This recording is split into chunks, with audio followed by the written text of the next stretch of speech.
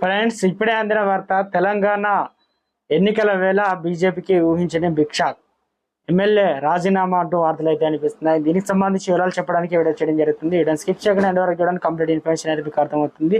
చాలా మంది చూస్తున్నారు కానీ లైక్ చేయడం లేదు. దయచేసి లైక్ చేయండి. ఇన్ఫర్మేషన్ అందరికీ రీచ్ చేసిన వార్త. మీరు చూస్తున్నారు కానీ సబ్స్క్రైబ్ మర్చిపోతున్నారని దయచేసి సబ్స్క్రైబ్ చేసుకొని బెల్ ఐకాన్ ఆల్ పెట్టి యాప్ చేయండి. ఇటువంటి ఇంపార్టెంట్ ఇన్ఫర్మేషన్ మిస్ అవ్వకుండా మీ ఫోన్ నోటిఫికేషన్ వస్తుందండి. లోక్సభ ఎన్నికల గడువు సమీపిస్తున్న కొద్దీ తెలంగాణ రాజకీయాల్లో వాతావరణం వేడెక్కుతుంది. వలసలు చేరికలు జోరుగా సాగుతున్నాయి. ప్రత్యేకించి ప్రతిపక్ష భారత రాష్ట్ర సమితి వలసల బెడదను ఎదుర్కొంటుంది. అధికారాన్ని కోల్పోయేగా పలువురు సీనియర్ బీఆర్ఎస్లు వీడారు. సిట్టింగ్ ఎమ్మెల్యేలు, ఎంపీలు సైతం దీనికి మినహాయింపు కాదు. ఇప్పటికే చాలా మంది బీఆర్ఎస్ నాయకులు పార్టీని వీడారు. బీఆర్ఎస్ సెక్రటరీ జనరల్ కేశవరావు కూతురు greater Hyderabad municipal corporation chairperson Gadwal Vijayalakshmi, మాజీ మంత్రి కడియం శ్రీహరి, కడియం కావ్య, ఖైరతాబాద్ ఎమ్మెల్యే దాన నాగేందర్ వంటి పలువురు సీనియర్ నాయకులు కారు దిగారు.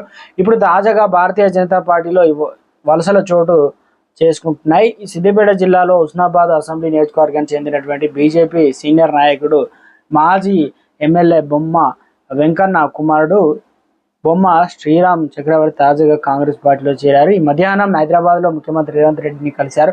సందర్భంగా రేవంత్ రెడ్డిని ఆయనకు కండువ కప్పి పార్టీలోకి సాదరంగా ఆహ్వానించారు. ఆ సమయంలో శ్రీరామ్ చక్రవర్తి వెంట మంత్రి పొన్నం ప్రభాకర్, మాజీ మంత్రి పట్నం మహేందర్ రెడ్డి, కొందరు నాయకులు ఉన్నారు. ఇక కరీంనగర్ లోక్సభ పరిధిలో వచ్చే అసెంబ్లీ నియోజకవర్గం హుస్నాబాద్. గత ఏడాదిలో జరిగిన అసెంబ్లీ ఎన్నికల్లో బీజేపీ అభ్యర్థిగా పోటీ చేశారు శ్రీరామ్ చక్రవర్తి. పొన్నం ప్రభాకర్ చేతిలో ఓడిపోయారు. ఆ స్థానాన్ని 3వ స్థానానికి పరిమితం అయితే కావడం జరిగింది. మొత్తానికి కీలక నేత బీఆర్ఎస్. ఇక కొంతమంది వస్తుంటే ఇప్పుడు బీజేపీ నుంచి మరో కీలక నేత కూడా కాంగ్రెస్లో రావడంతో ఇక బీజేపీకి ఊహించని భిక్షాకే అంటున్నారు. ఇక కాంగ్రెస్కి ఏ మేరకు కలిసి వస్తుంది అనేది చూడాలి. రాజకీయంగా ఆసక్తికరంగా మారిందంటున్నారు రాజకీయ నిపుణులు.